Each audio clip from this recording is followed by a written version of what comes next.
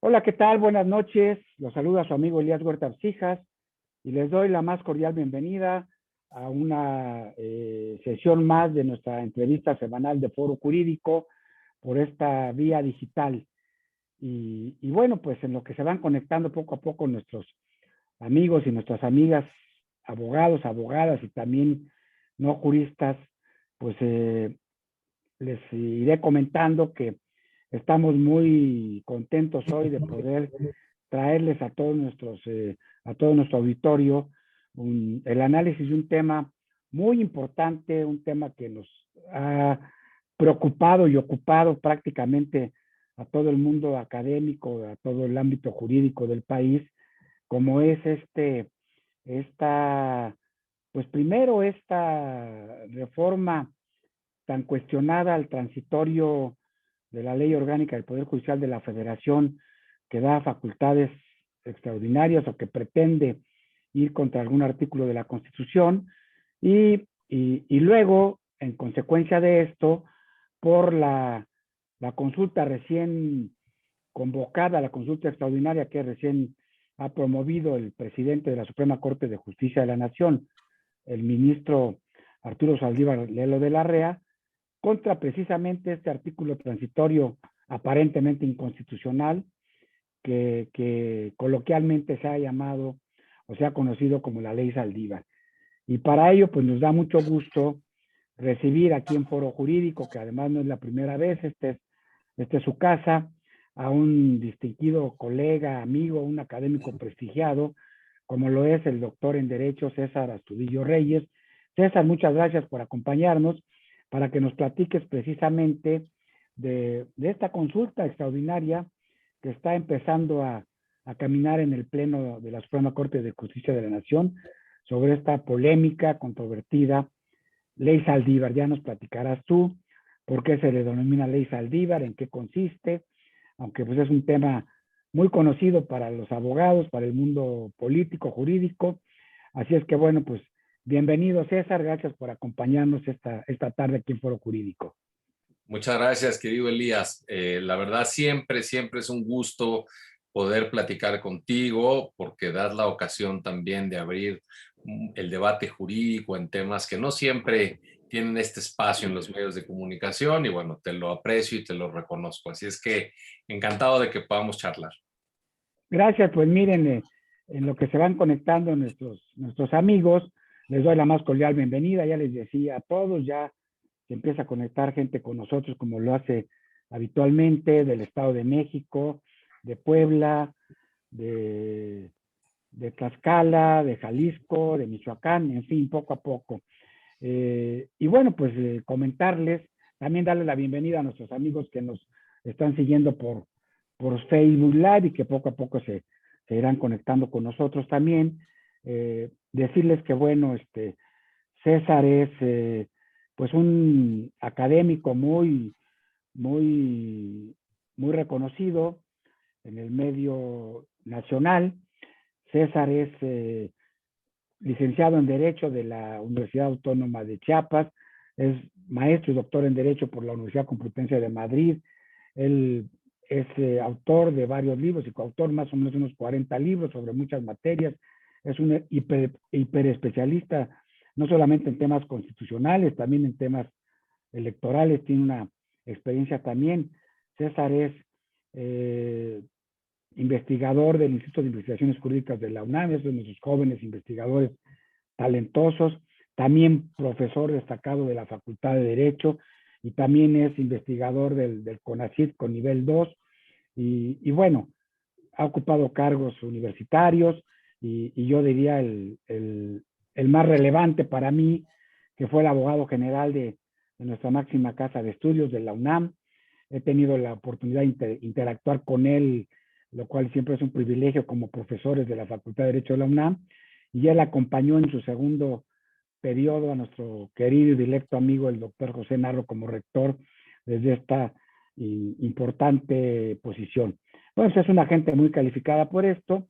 César escribe en varios medios de comunicación nacional, en periódicos importantes nacionales, y bueno, a mí me llamó la atención cuando se va gestando este debate que estaba por aprobarse la famosa ley Saldívar, que César escribió un artículo muy importante que platicaba ya sobre este tema, adelantándose un poco a la materia, que decía la salvación de la Suprema Corte y daba como referencia pues este poco conocido recurso extraordinario en el que sin necesidad de promover un medio de control constitucional como lo marca la Constitución y la ley de amparo, pues tenemos ahí en un recoveco un interesante recurso que marca, en este caso creo que es la Ley Orgánica del Poder Judicial de la Federación.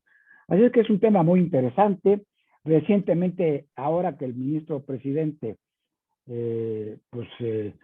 decidió ya no quedarse callado con este tema y plantear esta consulta a tus compañeros.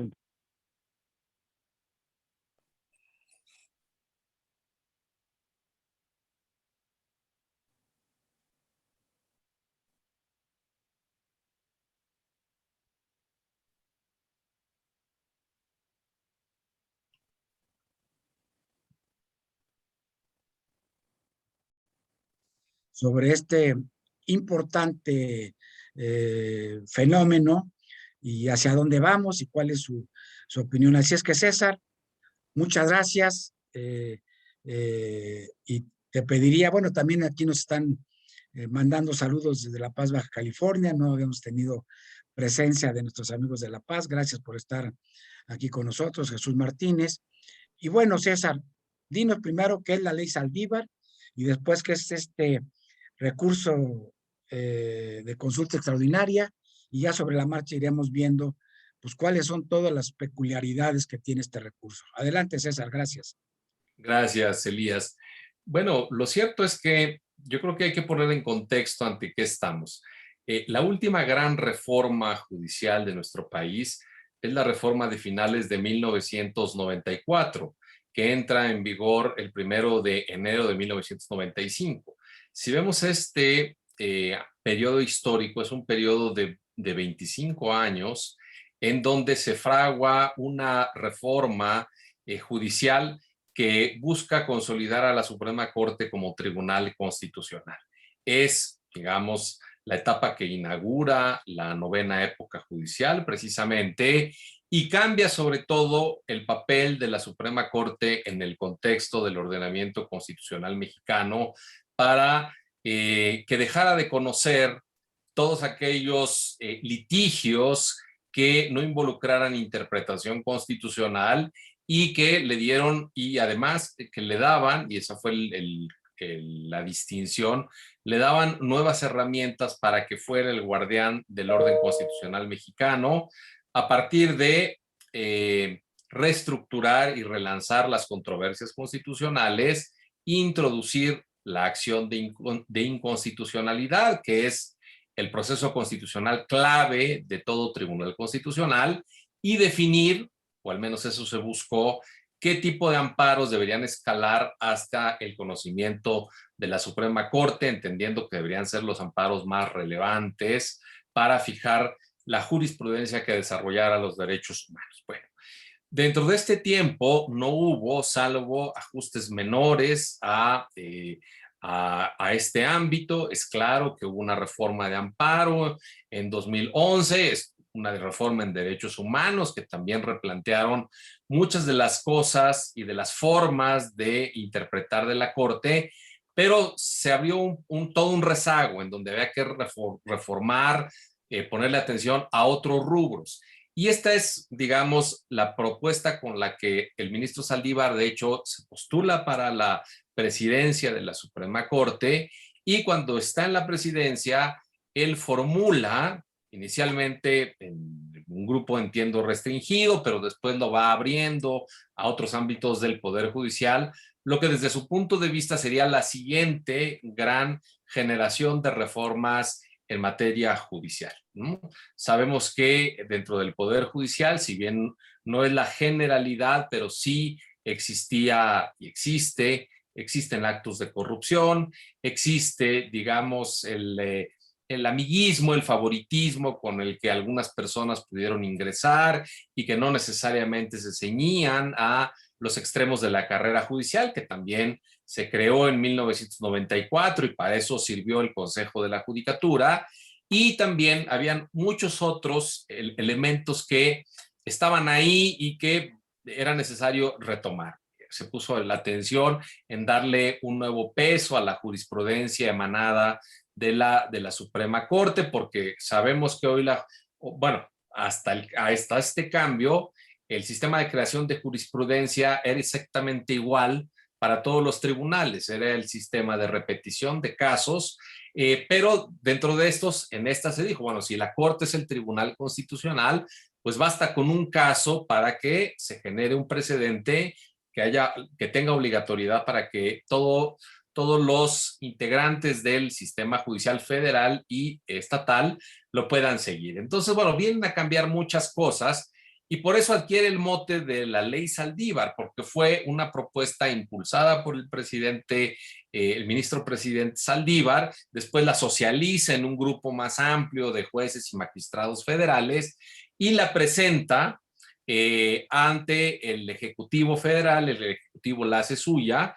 y el presidente de la República la manda tal cual, sin moverle, ahora sí, ni una coma, ¿verdad? Que eso además parece que le gusta mucho, no moverle una coma y pedir también que tampoco se la muevan en el Congreso, ¿no? Entonces la manda, pero resulta pues que aquí sí le movieron una coma y no solamente en un tema menor, porque incluyen un transitorio que no iba en la propuesta original y este transitorio lo que hace es modificar, uno, el mandato que constitucionalmente está definido para el presidente de la Suprema Corte. Sabemos que el presidente de la Corte está ahí por un periodo de 4 años, ¿sí? Y que el artículo 97 no deja ninguna posibilidad de ampliación. Por eso es que utiliza esta fórmula de que no hay la posibilidad de una reelección, para decir, no hay ningún supuesto que permita ampliar. Son 4 años y listo, ¿no? Y el siguiente, que venga el siguiente. Y lo mismo también en torno al consejo de la Judicatura, porque de acuerdo al artículo 100, pues los consejeros tienen una duración de 5 años. En ese sentido, este transitorio lo que viene a hacer es a intentar ampliar estos mandatos. Y de ahí deriva este mote de, bueno, la ley Saldívar, pero rápidamente el ministro Saldívar sale a decir, oiga, no, espérense, yo esa parte no la mandé, no es, no se hizo acá. Esa parte sí fue de que un senador del Verde Ecologista presentó esa adición. Los senadores, además, en un tiempo muy breve, la hicieron suya, la incorporaron y la votaron. Y en ese sentido, este artículo 13 transitorio de la ley orgánica es el que ha generado toda esta polémica porque se pone directamente en franca contradicción con lo que dice el artículo 97 y lo que dice el artículo 100. Y a partir de ahí estamos en esta polémica de qué hacer, porque recordarás también que cuando esto se advirtió en el Senado de la República, pues se dijo, oigan, pues, ¿qué pasa? ¿No? Y ese transitorio, y se empezó a discutir en distintos ámbitos, en el ámbito académico, en el ámbito político, pues qué se debería hacer. Y entonces Saldívar dijo, bueno, yo no voy a pronunciar porque el proceso legislativo implica que también participe la Cámara Revisora, que en este caso era la Cámara de Diputados, y la Cámara de Revisora pues realmente volvió a aprobar ese artículo 13 transitorio en sus términos.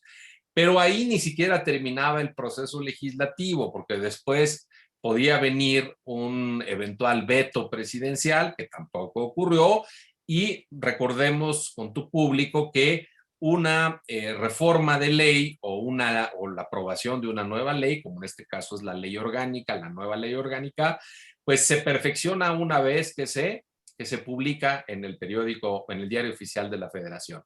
Pues esto no ocurría, se dejó pasar un tiempo muy amplio, con lo cual la reforma todavía no se había perfeccionado. Y bueno, el día de la resaca electoral, el lunes que nos despertamos, pues nos despertamos con el hecho y con el acontecimiento de que el Diario Oficial publicaba la reforma judicial y ese era el precedente indispensable y el presupuesto más bien indispensable para que a partir de ahí empezaran a correr los plazos procesales para atacar la constitucionalidad de una ley, ¿sí? Pero lo cierto es que en este periplo, que es muy reciente, yo advertí a finales de abril, como bien lo dices, cuando todavía esto se había apenas aprobado en el Senado, y dije, bueno, ¿cuáles son las opciones? Y ahí yo establecí una opción poco conocida y poco utilizada, porque además en un sistema constitucional consolidado, este tipo de atribuciones deben ser excepcionales. La atribución de la consulta a trámite, como se denomina en la ley orgánica, aun cuando el ministro Saldívar la publicitó como una consulta extraordinaria. Y yo dije que, bueno, ahí teníamos un último mecanismo, un último reducto que ayudaría a revertir la constitucionalidad de este transitorio, y que además di algunos argumentos de por qué era importante que se tomara ese propio impulso de la Suprema Corte, porque me parecía que era el que mandaba el mejor mensaje de que ese transitorio no había sido solicitado por el Poder Judicial, y en consecuencia que el Poder Judicial frente a él se manifestaba y lo rechazaba contundentemente. Bueno, eso que sucedió en abril se vino a configurar hasta ahora, digamos, el día después de que se publica la reforma, sale el presidente Saldívar y pone en sus redes sociales que iba a plantear este mecanismo que yo había configurado, que yo había visto, porque no es que yo lo haya configurado, ya existía en la ley. Yo nada más tenía el antecedente, lo vi y, repito, di argumentos de por qué era una vía muy importante, porque además también dije, es una vía que no obstaculiza las otras vías procesales que existen, más bien es complementaria y más bien puede ser anticipatoria, ¿sí? Acordemos que los plazos procesales, por ejemplo, para interponer una acción de inconstitucionalidad es de 30 días posteriores a la entrada en vigencia de una nueva ley. Y entonces dije, bueno, esto puede anticipar, y si la Corte anticipa por un impulso del ministro presidente, pues es la mejor manera de mandar un mensaje de que, oigan, nosotros ni pedimos eso, ni queremos eso, y más si lo resuelven rápidamente. Eso ahorita ya está abierto y vamos a ver cuánto tardan. Pero bueno, todo esto ha sido para comentar un poquito, Elías, el antecedente, ¿no? Bueno, me gustaría eh, tu siguiente intervención un poco eh, adornarla con algunos temas de carácter político más allá de lo técnico jurídico. Bueno, en primer lugar, digamos, en el ámbito jurídico, a partir de esta sorpresiva incorporación de último momento, como tú bien dices, en el Senado, de un artículo transitorio en una ley secundaria que directamente va en contra del texto constitucional, los dos artículos que te dijiste tú, el 97 y el 100, porque no es solamente para ampliarle de manera graciosa al presidente de la Corte su periodo por 2 años fuera de lo que marca la Constitución, sino también a los consejeros de la Judicatura, que al final de cuentas, pues son los que gobiernan, por así decirlo, a todo el Poder Judicial de la Federación.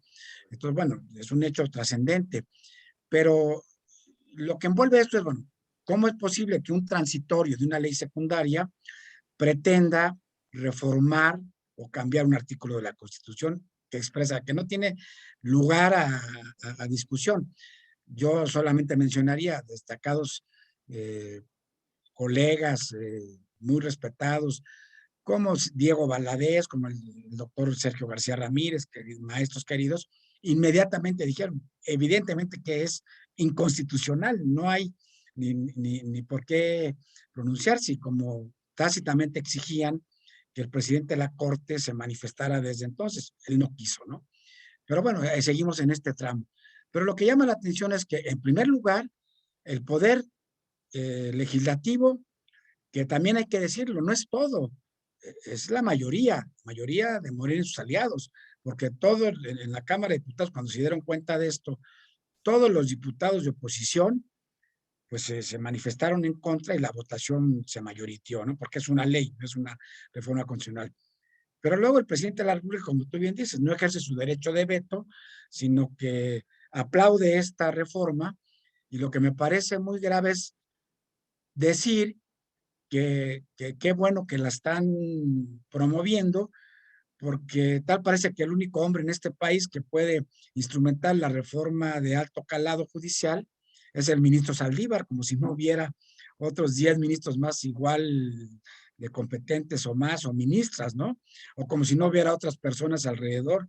Inclusive esto ha generado también que la propia Asociación de Jueces y Magistrados del Poder Judicial de la Federación, caso insólito, pues se han estado manifestando en contra de este hecho, y lo han calificado también, quizá adelantándose, de inconstitucional. Entonces, bueno, estos son algunos temas de carácter político, que finalmente hacen ver cómo hay una intromisión al equilibrio de poderes, ¿verdad? A la división de poderes. No tiene por qué meterse el Poder Ejecutivo, el Poder Legislativo, a temas que son exclusivamente de la competencia y están en la Constitución del poder Judicial. Y bueno, están poniendo en entredicho, qué bueno que lo hace el ministro Saldívar, y así lo anota, que en estos últimos días pues ha estado muy cuestionada la legitimidad del Poder Judicial, y que está afectando a todo el Poder Judicial un tema de esta naturaleza.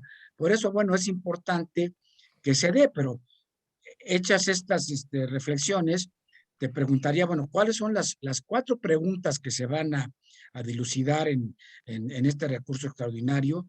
Si debe ser por mayoría simple, y si, es decir, con 6 votos sería suficiente, y qué piensas que el ministro presidente ya dijo que él sí iba a votar, aunque tenga un interés, pues, personal en este tema. Bueno, a ver, de lo que has dicho son muchos temas muy relevantes. Ahora entro a la forma como se plantea esta consulta, pero sí, digamos, esto ha generado también toda una discusión en torno al papel del Poder Judicial, porque como bien lo acabas de señalar, han existido injerencias muy desafortunadas del presidente de la República. ¿Por qué digo que son injerencias? Porque la investidura presidencial debería llevar a que fuera más cauto en la forma como él aborda los temas judiciales, porque justamente lo que están haciendo algunos jueces a través, ahí sí, del ejercicio de sus competencias, es decirle al Poder Ejecutivo que lo está haciendo mal cuando legisla en un cierto sentido en materia de hidrocarburos, en materia de el padrón de datos biométricos, y ahí sí salta el presidente de la República, ¿no? Para decir, oigan, pues no se metan en esto que estamos haciendo, pero él sí se siente legitimado para meterse y hablar del Poder Judicial y de tener una interferencia que no me parece debida dentro de un poder que es y debe ser autónomo e independiente. En ese sentido, sí, esto ha generado además un obús de críticas matutinas, casi diarias, del presidente a los integrantes del Poder Judicial.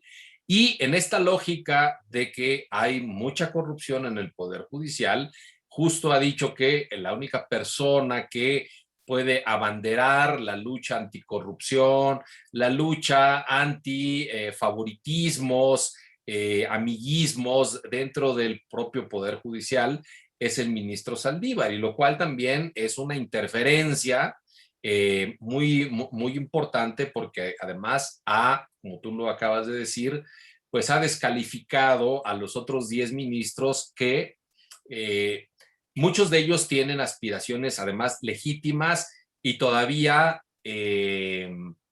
digamos, certeras hacia adelante de ser los próximos presidentes o presidentas de la Corte. Y justamente ahí es donde se metía el transitorio, porque al ampliar el mandato del presidente de la Corte, automáticamente lo que hizo el Poder Legislativo es tomar una decisión que el artículo 97 deposita en exclusivamente los 11 ministros. Ellos dicen, ustedes elijan a su presidente por 4 años y en los 4 años viene el recambio. Entonces aquí al haber la ampliación, pues automáticamente el Poder Legislativo toma una decisión en favor del presidente actual y eso, entre otras derivaciones y otros impactos negativos, lo que haría de validarse, ¿sí? De validarse, porque ahorita estamos en ese entorno de ver qué va a pasar, quitaría posibilidades a muchos ministros de postularse. Para empezar, pues nadie se postularía ahora a final del próximo, bueno, a mediados del, sí, al final del próximo año, que es cuando termina el mandato de Saldívar, y esa posibilidad estaría cancelada y además cancelaría también las posibilidades de otros ministros, porque recordemos también el caso Cosío. ¿Te acuerdas? Cosío al final no se postula porque ya no le da el tiempo, ¿sí? El tiempo que presta como ministro ya no le da para cubrir enteramente la presidencia. Entonces, todos esos temas estarían en entredicho también de manera indirecta. De manera directa, y entro a tu pregunta, el ministro Saldívar formula 5 cuestionamientos que yo en esta segunda columna que escribí, digamos, me aboqué a decir lo singular de las mismas, porque justamente esta reforma judicial, como hace rato lo dije, trata de rescatar el precedente de la Suprema Corte para decir lo que diga la Corte en un momento debe ser digamos, una directriz obligatoria para todos. Ya no se necesita la repetición, ya no se necesita la jurisprudencia, pero aquí parece que estas preguntas parecen orillar a que esta integración se vuelva a pronunciar sobre si, uno, la consulta es el mecanismo idóneo y cuáles serían los potenciales efectos de la misma, cuando hay 2 antecedentes previos que claramente han dejado ver cuál es la importancia de la consulta, cuál es el funcionamiento de la consulta y cuáles son los efectos de esta consulta. Si me permites, nada más los recuerdo rapidísimamente. Uno es un antecedente del año 2000, en donde, digamos, hay una reforma a la ley de concursos mercantiles y esa reforma exigió que el titular del Instituto de Concursos Mercantiles debería rendir informes cada 6 meses ante la Cámara de Diputados. Bueno, el presidente de la Corte, en su carácter también de presidente del Consejo de la Judicatura, formula esta consulta ante el Pleno y dicen, a ver, realmente es constitucional que el titular del Instituto de Concursos Mercantiles, que es una entidad jurisdiccional, ¿sí? Y que además ellos participan en su designación, en la designación de este titular, es adecuado y es conforme con la independencia que rinda cada 6 meses un informe ante el Poder Legislativo o lo debe rendir ante el Poder Judicial. Y en ese sentido, bueno, se declaró la invalidez de ese precepto y se dijo que los informes deberían de rendirse ante el Pleno de la Corte y ante el Pleno de la Judicatura, porque eso sí salvaguardaba la independencia judicial. Ahí está, ¿sí? Ese se votó por unanimidad en aquella ocasión. Recuerdo, participaron 9 ministros y los 9 unánimemente dijeron sí, esto es inconstitucional. Ojo, yo creo que vale la pena aquí hacer un paréntesis. La consulta a trámite es un mecanismo ex oficio en donde el presidente de la Corte, con las 2, digamos, las 2 togas que tiene asignadas de presidente, bueno, las 3 yo diría, porque el presidente de la Corte preside el Poder Judicial, ¿sí? Preside a la Suprema Corte y preside al Consejo de la Judicatura. En ese sentido, con las 3 togas, hizo esta consulta que es de oficio y en ese sentido es un mecanismo muy importante. ¿Por qué? Porque vieron que se había legislado una disposición que afectaba a la autonomía y la independencia. Entonces es un mecanismo in extremis, es un mecanismo que no está para utilizarse ordinariamente, porque si se utilizara ordinariamente, pues tendríamos todas las luces prendidas de que hay constantes ataques a la autonomía e independencia y por eso se tienen que estar activando ellos mismos para protegerse, ¿no? Esto es excepcional y así hay que tomarlo. Y el segundo antecedente es de 8 años después, en 2008, cuando también se cuestionaba si la Auditoría Superior de la Federación tenía facultades para revisar la carrera judicial, que justamente es lo que hace el Consejo de la Judicatura Federal. Y ahí sí, por 6 votos de los ministros, se determinó que no podía, que no, la auditoría no tiene esas atribuciones, sino que solamente tenía facultades para revisar la gestión financiera del Consejo de la Judicatura, pero no para entrar en una de sus tareas sustantivas, que es, impulsar y también revisar la carrera judicial. Entonces, esos son los 2 antecedentes. Lo que llama la atención es que si están tan claros que, uno, es una vía idónea, porque esto está por ley orgánica. Ahorita cambió el precepto, pero si no recuerdo mal, en la anterior ley orgánica era el artículo 11 de la ley orgánica, ¿sí? Era el artículo 11, fracción 9, y ahora creo que eso pasó a ser el artículo 17, pero puedo tener ahí un error, pero lo que sí, digamos, error en el número, pero no en el contenido. Esta consulta es una consulta en donde se permite que los ministros la puedan plantear si en ella se plantea la posible violación del principio de división de poderes o la vulneración de la autonomía del Poder Judicial de la Federación. En ese sentido, está ahí alojada, como tú decías, está un recoveco por ahí, pero ahí está, se ha utilizado, y en ese sentido, bueno, es un mecanismo que, repito, en extremo permite que la Corte se active por sí misma, es decir, de oficio, para la tutela de esto que yo he llamado su incolumidad competencial, para que nadie de fuera venga y trate de tener una injerencia indebida, sino para que ella al final del día tenga este mecanismo para activar sus propios mecanismos de defensa. Bueno, pues ahora que leemos, repito, los 5 cuestionamientos, 4 de ellos parecería que Saldívar pide que nuevamente se empiece por decir si este es el mecanismo idóneo. Déjenme, aquí las tengo para no caer en ninguna imprecisión. La primera dice, ante la posible inconstitucionalidad del artículo 13º transitorio, ¿qué determinación debe adoptar el Pleno de la Suprema Corte?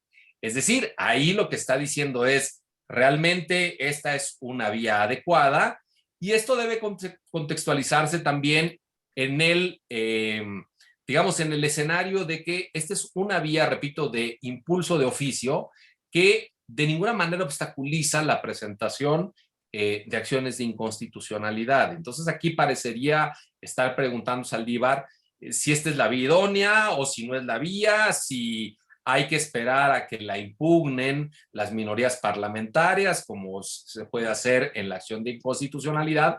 Pero repito, los antecedentes están muy claros. Que de hecho ya sucedió ayer, ¿no? Ayer se presentó, según anunciaron los senadores de oposición, la primera acción de inconstitucionalidad contra esta ley, ¿no?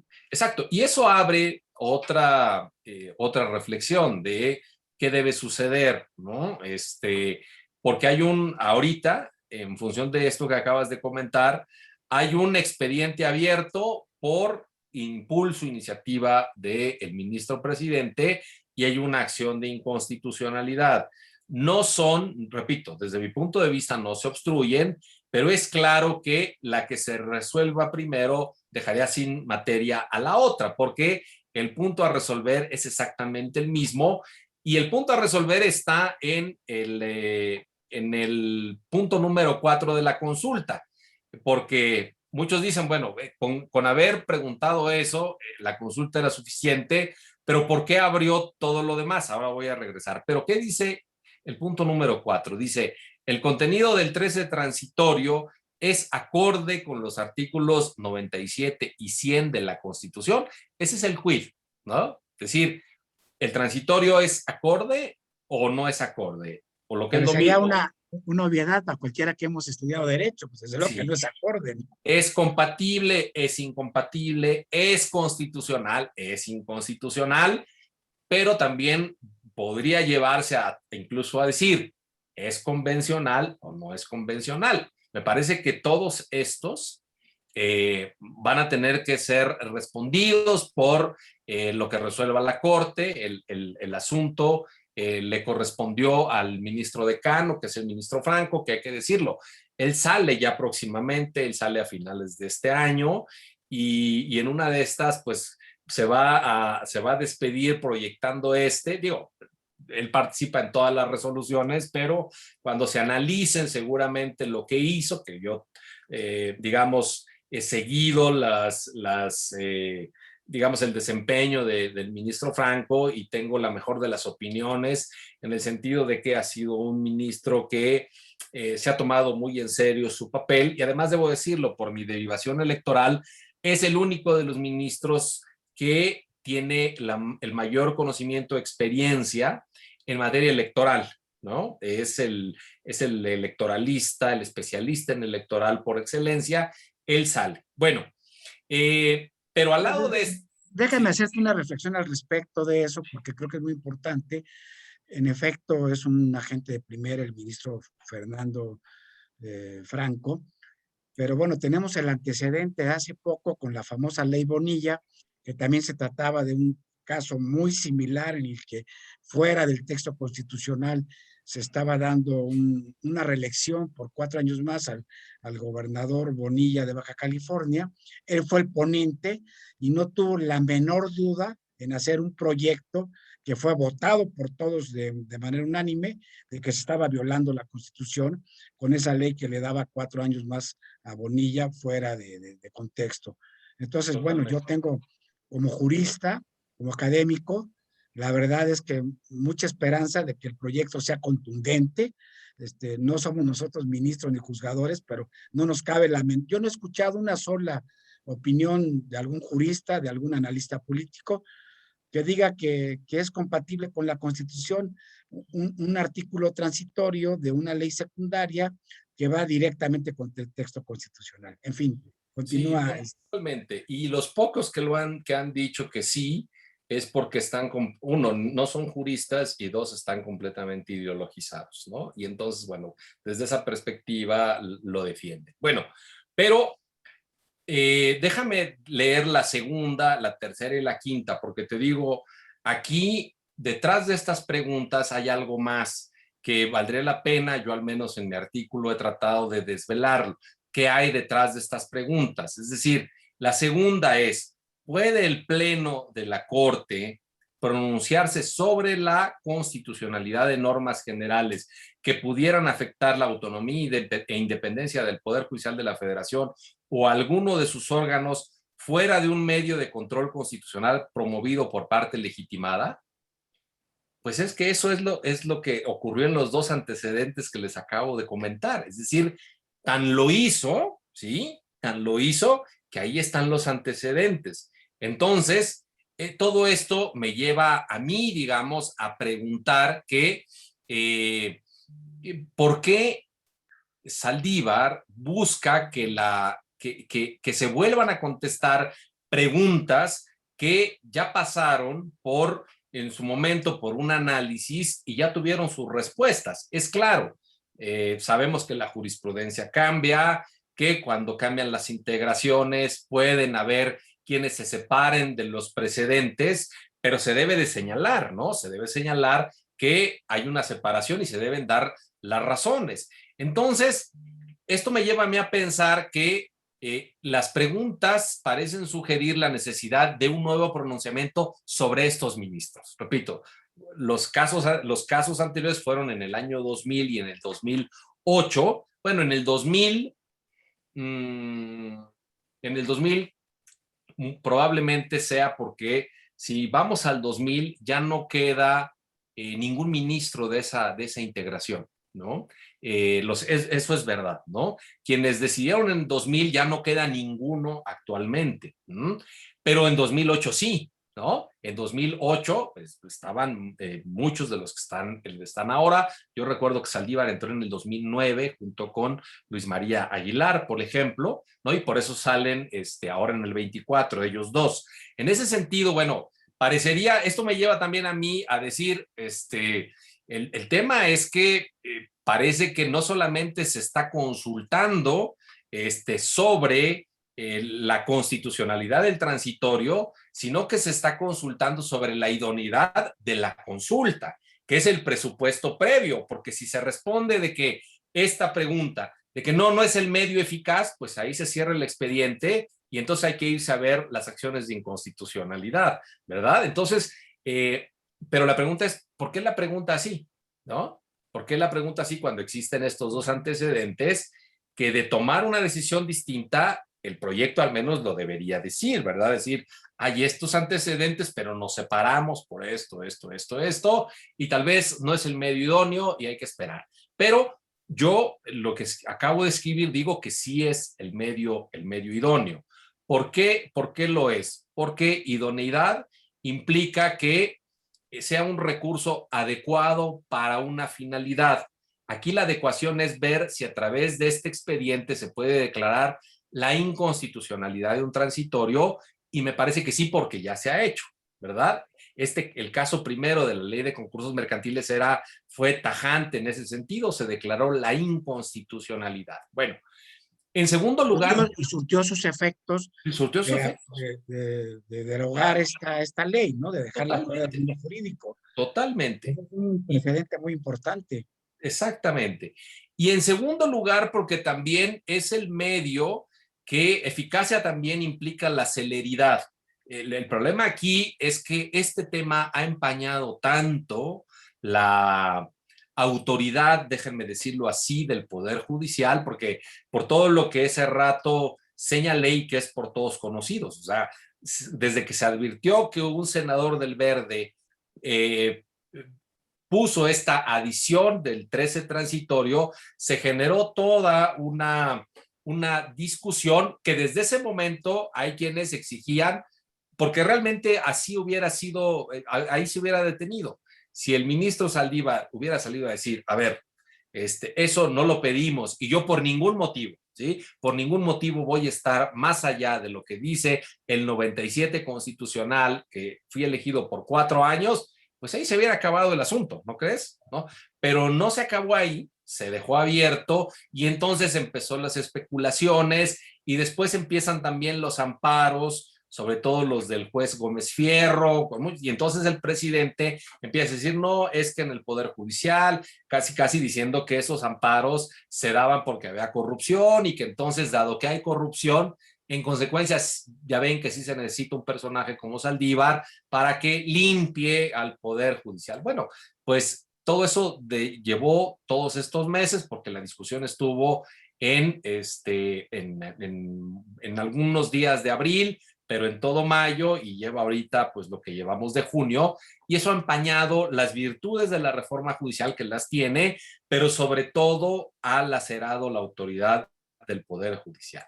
En consecuencia, bueno, están ahí y déjame decirte, después de eso pregunta en tercer lugar, en su caso, bueno, en caso casi es decir, en caso afirmativo, ¿qué mayoría se requiere para invalidar o aplicar una norma general? ¿Bastaría la mayoría simple o se requeriría de una mayoría calificada de 8 votos? Bueno, pues eso también, repito, hay precedente y además la propia ley orgánica lo dice contundentemente. La ley orgánica, ahí sí no recuerdo el precepto, digamos, actual, pero en la anterior era el artículo 7, dice que todos aquellos mecanismos o procesos en donde no se requiera una mayoría calificada, como es, paréntesis, la acción y la controversia, la decisión deberá tomarse por mayoría de votos. Lo dice la ley orgánica. Entonces, claramente, ¿sí? Claramente, si aquí no se está en el contexto de una acción, de una controversia, pues es claro que lo que opera es la mayoría calificada, como ahí están los precedentes. Dije hace rato que uno había sido por unanimidad porque la Corte dijo a una sola voz, oye, el titular del instituto de estos temas mercantiles, ¿no?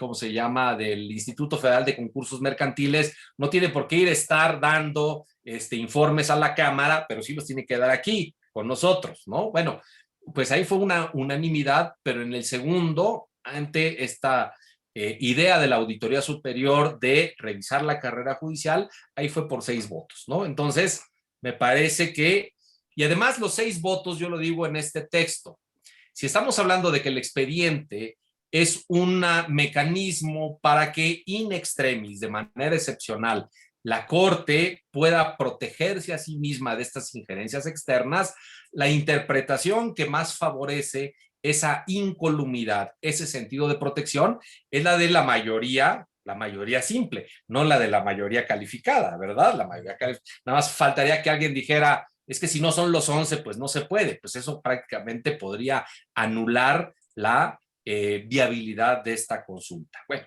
pues ahí están el digamos, el quinto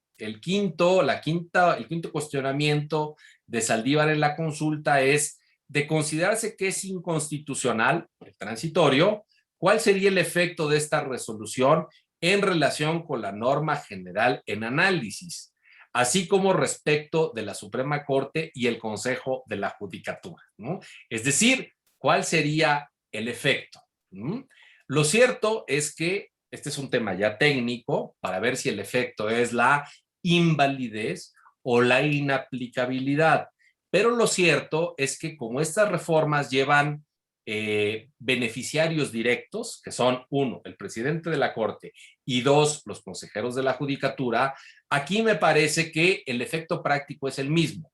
Si se invalida, se echa afuera el 13 transitorio como si nunca hubiera existido, pero si se inaplica, pues se inaplica a estos, a los que buscaba beneficiar, de tal suerte que, aunque pervive el transitorio, recordemos que el transitorio regula una situación de tránsito en lo que ocurre, lo que el transitorio dice. Cuando eso ocurre, el transitorio deja de tener, digamos, una vigencia como tal, ¿no? Entonces el efecto práctico sería el mismo y por lo cual hasta me parece ocioso haber hecho digamos, esta pregunta, ¿no? Pero si nos vamos digamos, si nos vamos al antecedente, ¿no? En 2000 la Corte declaró la invalidez, es decir, expulsó del orden jurídico este artículo de la ley de concursos mercantiles, lo echó fuera porque ahí sí, ¿sí? Como hablaba de informes que se iban a rendir semestralmente, no lo podían aplicar en ese momento porque iba a regular cuestiones de futuro, ¿no? Y lo echó para afuera, ¿sí? Pero aquí el efecto práctico es el mismo, es decir, se invalide o se inaplique, quedaría insubsistente la ampliación de mandatos, con lo cual el presidente Saldívar tiene que salir a final del 2022, debe de haber una convocatoria para elegir a un nuevo presidente, presidenta de la Corte, que iniciaría sus funciones el 1 de enero de 2023, y también no habría la ampliación de los consejeros de la Judicatura, sino que todos estarían bajo los plazos bajo los cuales fueron designados. Pero con este precedente que nos acabas de comentar con tanta claridad, pues ya está contestada la pregunta, creo yo, si tenemos ya ahora en esta nueva reforma constitucional que ya se habla de los precedentes como un mecanismo más para las jurisprudencias, pues ya está el precedente. No tendría ningún sentido tener un recurso de esta naturaleza si no fuera para salvaguardar la supremacía constitucional y la división de poderes, que es lo que se está pretendiendo en este caso. Es decir, yo concuerdo contigo que esa tendría que ser el efecto, ¿no? Y por otro lado, pues también resulta, por el precedente también, por el sentido común, que a veces no es el más común de los sentidos, pues que con una mayoría simple esto se debe de resolver y no estar enredando más este fenómeno. Digo, yo así lo vería y me parece que es la oportunidad, como tú lo dices, de que se salve la Corte, de que se salve la credibilidad, que se salve la propia reforma judicial en la que se tienen tantas expectativas depositadas y que ya le demos una vuelta a la página con este tema, que lo único que está generando es más enredos, más suspicacias y que si es la mayoría, en fin. A mí me parece claro que no obstante que no es un medio tradicional de control constitucional, pues sí lo es porque está ahí en la ley, porque ya se ha utilizado.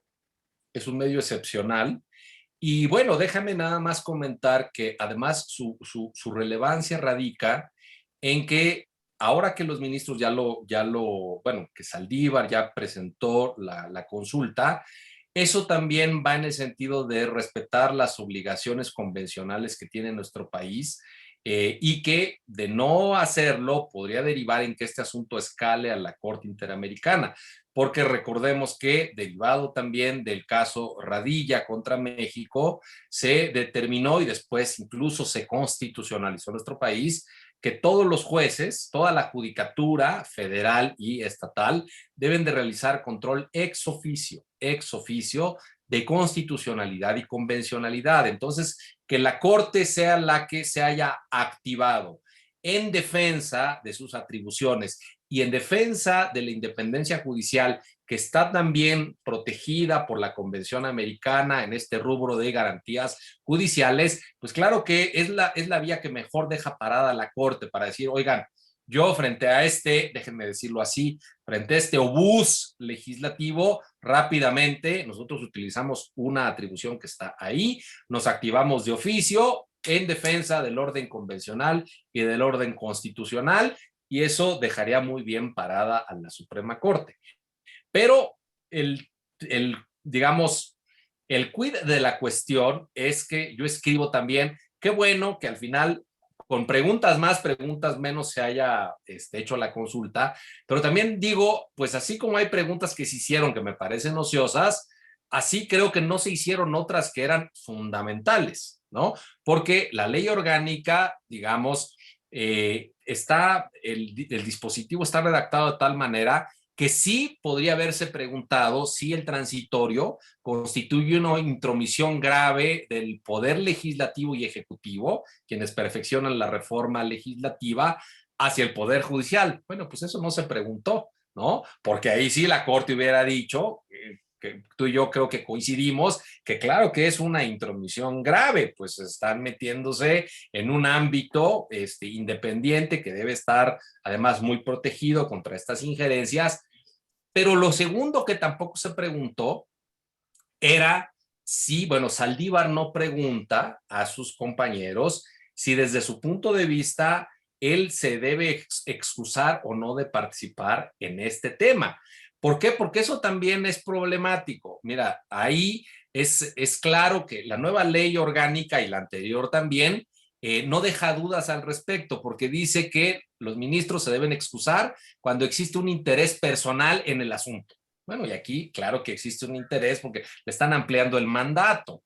Pero después digo, a ver, es que este tipo de normas, otros tribunales constitucionales las han interpretado y han llevado a decir que, bueno, la tutela de constitucionalidad tiene características tan peculiares que hace que todos los ministros deban estar implicados de igual manera, porque se deciden asuntos públicos de la máxima relevancia, que están, claro, adheridos de temas políticos también de mucho significado, y eso debería llevar a todos a pronunciarse. Antes de que Saldívar diera su postura, yo justo ahí escribí, incluso parafraseando esta narrativa actual, déjame leerte porque son 3 líneas lo que puse en mi texto, con lo cual se lo cerré. Que el pueblo tenga la ocasión de escuchar de viva voz el posicionamiento de Saldívar en la resolución del caso resulta esencial. Porque no hay duda que sus palabras marcarán la ruta de solidez o de deriva de nuestra democracia y también de la 11ª época judicial que acaba de iniciar. O sea, sí es importante ver qué opina el ministro presidente de un tema que le atañe directamente, que ha manchado al Poder Judicial, que ha manchado la autoridad del Poder Judicial. Yo sí quisiera escuchar su posición. Yo esperaría que, como ya lo ha hecho en otros asuntos, sea el primero en tomar la palabra y decir con todas sus letras, estamos ante un despropósito constitucional y ante una vulneración flagrante del orden constitucional, de la división de poderes, del principio de independencia. Y entonces yo les pediría, Saldívar diciendo eso, yo les pediría que me acompañen y votemos esto por unanimidad para que se declare la inconstitucionalidad. Me gustaría escucharlo, vamos a ver. Vamos a ver. Ojalá sea así. César, pues está muy interesante. Llegamos ya a la parte final del programa. Yo quisiera decirte que sí nos gustaría escucharlo, que sí nos gustaría que se adelantara como lo hizo con la ley Bonilla, que lo hizo exactamente en los términos que tú lo estás expresando, que se adelantó al orden, que dijo que puso un punto. Y que me dio mucho gusto que todos los ministros hicieron pronunciamientos vigorosos defendiendo la Constitución y que estamos en un caso similar. Pues déjame, antes de una reflexión final, decir que estoy pues muy satisfecho, muy contento de toda la gente que ha estado con nosotros. En pocas ocasiones se nos han conectado gente de Sinaloa, gente de Tabasco que están ahora, de Tlaxcala, sí, nos da mucho gusto. Te mandan felicitar amigos comunes.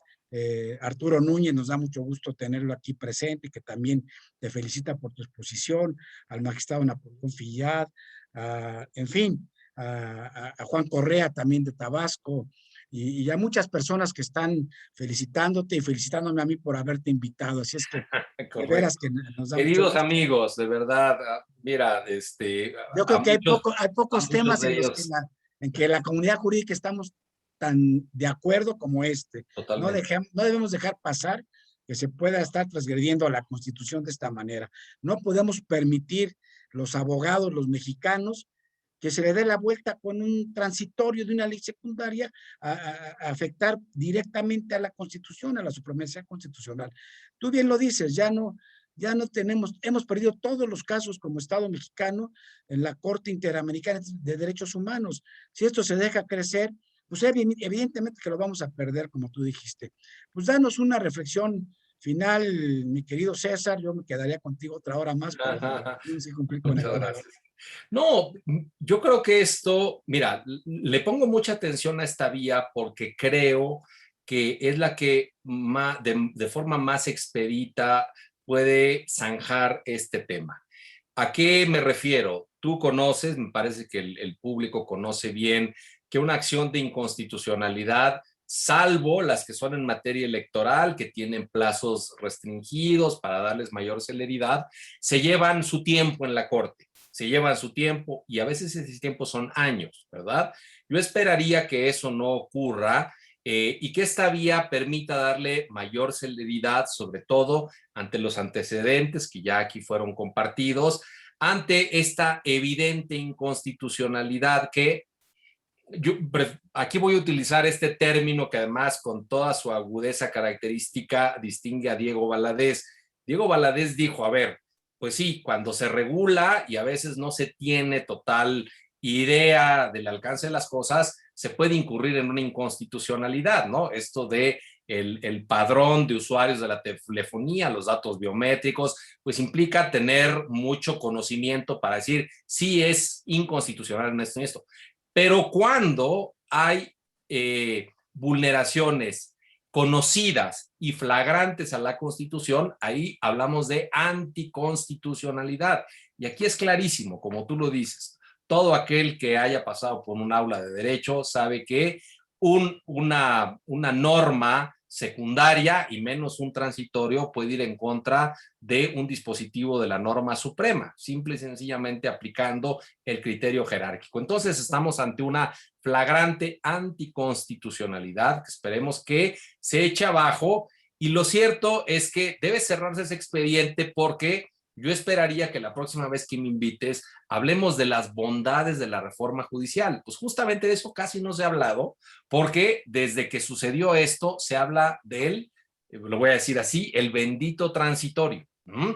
Y no estamos hablando de los temas que sí se orientaron adecuadamente y de cuáles pueden ser las repercusiones para el fortalecimiento de nuestro sistema jurisdiccional, de nuestro poder judicial hacia adelante, que es de lo que deberíamos estar hablando y estamos ahorita metidos en algo que parece una nimiedad, pero que no la es, porque, repito, si aquí se dice, pues es que miren, este transitorio tiene el objetivo y entonces realmente la independencia judicial se derribaría al decir que es un transitorio válido y eso marcaría la ruta del resto de esta época judicial porque estaríamos ya indefensos ante una ruptura ahí sí de la independencia judicial, ¿verdad? Entonces, yo esperaría que no fuera así y que próximamente estemos hablando de las bondades y también de algunos temas que se olvidaron en esta reforma judicial, que esos son los temas que deberíamos empezar a analizar. Muy bien, César, pues te agradezco mucho. Ya llegamos al final del programa. Muy interesante. Nos hubiera gustado conocer más reflexiones tuyas con este tema. Estaremos atentos y seguramente te invitaremos en cuanto esto se dé, a ver cuáles fueron los efectos.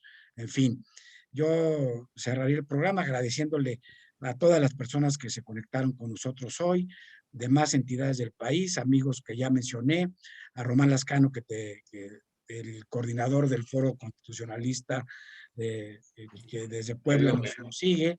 Y bueno, la verdad es que despediré el programa agradeciendo a los que se han estado conectando, también en Facebook, a ti que nos diste esta interesante charla y muchas luces sobre esta extraordinaria, pues extraordinario recurso, y decir con Belia que nos comenta aquí, todos seamos abogados o no seamos abogados, estamos obligados a defender a la Constitución y sobre todo a la división de poderes, que es uno de los principios fundamentales del Estado de Derecho contemporáneo.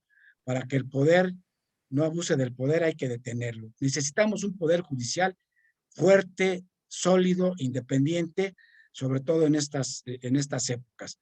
Así es que, César, muchas gracias y gracias a todos los que nos siguieron. Los invito a que nos sigan el próximo jueves a partir de las 7 de la noche y les deseo que pasen una buena noche. Hasta luego. Muchas gracias. Gracias, Elías. Que estén bien.